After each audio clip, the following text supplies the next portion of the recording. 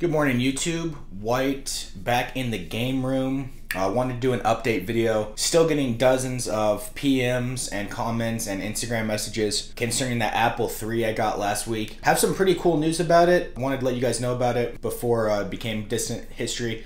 I did get it tested and it was working. We plugged it in, it powers on, the computer sounds like it's running, and the little like on light comes on. If it's actually working or not, I have no idea. We need an actual monitor for that specific computer. I thought it would be as easy as getting an old monitor and plugging it in. It's not. Obviously the computer's from 1980. I did put it on eBay and I did sell it for $500. Pretty much instantaneously. I probably undervalued it based off how fast the item sold. That's kind of how you can tell if you screwed up on a listing. Again, with such a specific item, it's really difficult to find a price. Obviously with old Nintendo games, it's very easy. What did the last Mario 64 sell for? Okay, I'm gonna put it for that price. That easy. With computers, you know, there's one of these on eBay when I listed it, one single listing, and I think they wanted like $2 grand for it, but it was like complete, tested with booklets and everything. I wasn't trying to do that. I just sold it as is.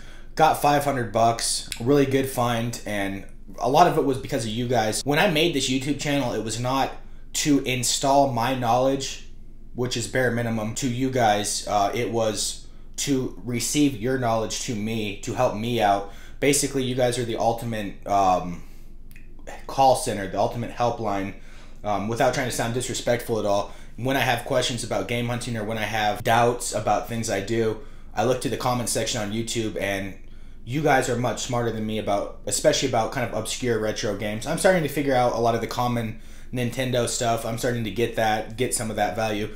But when it comes to lesser known games, like TurboGrafx, Atari, stuff like that, you guys always help me out. You let me know what I missed or what I got a good deal on when I had no idea. And this Apple III was the same way. I knew it was a smart buy, especially at 10 bucks, but I had no idea what it was worth, what direction I wanted to go with it. And as soon as I posted the video, I got, like I said, dozens of comments, PMs, people being helpful. So big shout out to you guys as subscribers. This is kind of a reverse channel. Like, you guys help us out. Most YouTube channels do little tutorials to help other people out. I just do kind of stupid, idiotic things and then look to the comment section for advice from me. So big shout out to you guys. This got me thinking though, what was my best garage sale find? Obviously this one's kind of been up there, a $10 investment to a $500 item, and it sold in like a few minutes. It was pretty cool. I thought it was gonna take weeks to sell. It sold like in a couple hours, which means I underpriced it a lot, but that's okay. $10 investment, happy with the result. So as far as direct value, I think my best garage sale find had to have been a TurboGrafx 16 find from back in 2012. It's funny to think that a lot of the subscribers watching now probably weren't even around back then. It was right after the channel was made, and it was the most ridiculous find, possibly the most ridiculous retro video game find on all of YouTube. I can think of a couple that might beat me value-wise, but the rarity-wise here was incredible. The general consensus on value was $2,000. Again, it was a massive lot of games, so it was really hard to just put a specific dollar amount. But the amount of $300 games showing up, Bonk 3, look at how edgy Fanta is, and look at how fat I am. Fanta's still edgy, and I'm still a fat f***. Yeah, so $300 games, the system itself, the portable player, all of this stuff was just an incredible value.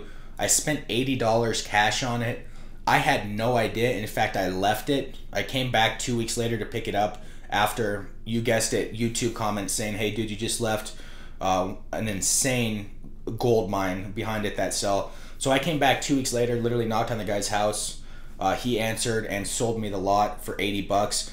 Being a new idiot, I traded it all away in a couple weeks. I got a bunch of complete in-box Super Nintendo games. I got some decent amount of cash. Initially I got an AR-15, but I ended up giving it back to him for a big stack of cash, and he got away with obviously stuff that's going to appreciate in value and is rare, whereas I got complete in-box Nintendo games, which was cool for me at the time. That's what I was collecting. I wasn't looking for obscure weird stuff. I was looking for nostalgic childhood stuff I played, I wasn't just kind of collecting for collection's sake like some people do, which is cool. Another kind of group of finds that I always like more than the big bundles even is individual games that go for a ton of money. I'm always looking at Super Smash Bros. Melee. We've probably found 20 copies of that game at least in the wild, and a majority of those finds are $1 or less. So go to a yard sale, find that game for $1, and then obviously it's an $80 game. You know, all you have to do is find your one copy that's in really nice condition, and that's it. You know, you can call yourself a reseller, but at the same time, once you have the game, of course I'm going to resell doubles. That's more game hunting money. Speaking of which, I thought about being a cheeky bastard and using the Apple III towards the $5 game collection and just having $500 spending cash. It's kind of cheating though, because I wanted the $5 game collection to be like buying games for the sake of buying other games. If I start to just resell anything, it's going to kind of lose its direction a little bit. Another find that always kind of was nostalgic with me was one of those Digimon Tamagotchis. I found it at a garage sale for under $1, and I remember getting $75 or $80 on eBay for that. I had no idea it was worth anything. I literally bought it just as a cool thing to show in the video. Got home and started looking at eBay listings and was like, holy smokes, this thing is really, really valuable. As far as big bundles, me and Fanta have hit gold a lot of times. Usually $200 to $300 bundles will get anywhere from 40 to 60 bucks. Thinking about the old N64 lot that Fanta found in a garage, stacks and stacks of like AAA titles, and I think they wanted $20 cash for it. We had the time we found a box full of complete in box Super Nintendo games. That was $20. That was mint condition, pretty popular games at the time, so that was awesome. Of course, the Sega lot always comes to mind. $40 cash.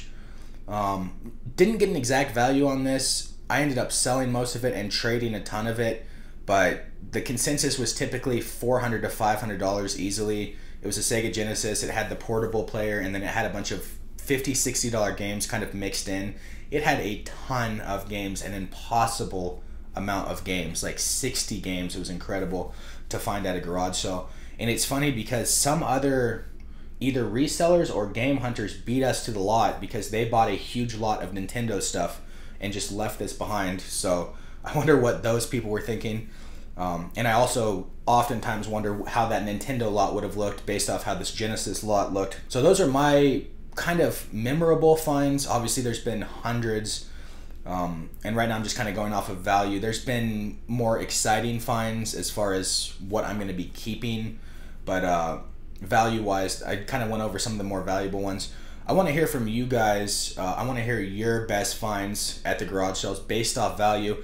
And in fact, I don't even care if it's video game related. I just want to hear the good values, what you bought, where you bought it, when you bought it. I mean, did you buy this in 1995 or did you buy it recently? And then kind of what it's valued at in a retail market circumstance. Let me know, and everyone leave a comment as well, trying to convince fans to go out to the garage sales. I'm going to be out of town this weekend, but based off of the money and the finds I got, I mean, you can see the Pip-Boy is going to be in the collection forever. Last weekend from 2 hours, I think Fanta should be motivated to go back out to the garage sales now. It was a great weekend for me. I kind of want to see what he's able to accomplish. And every week in March, things are going to get busier. I know it's still technically winter. It's 80 degrees out in Tucson. But Fanta's going to have more garage sales than I even had last weekend. Love to see what he can find. I'd love to hear his commentary on it, his take on it. Fanta's obviously much more of an optimist than me. We get comments in every video about how I'm a kind of a soulless dick. Can't argue with that, to be honest. So I want to see what Fanta has in store for us. Thank you guys for watching. Leave a thumbs up. We're going to try to do more, I guess, stories. I want to tell more stories about the garage sales instead of just filming spy cam footage and then pick up videos.